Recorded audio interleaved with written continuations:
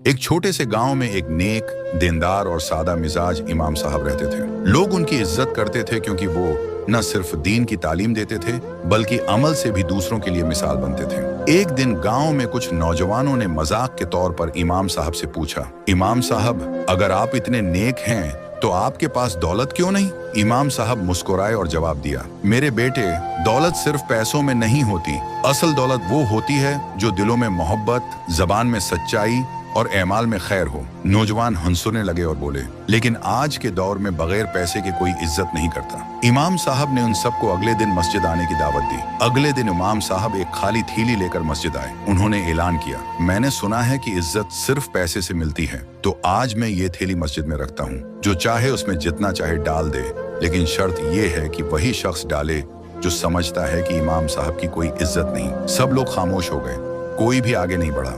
तब इमाम साहब ने मुस्कुराकर कहा, देखा, इज्जत दिलों में होती है, जेब में नहीं।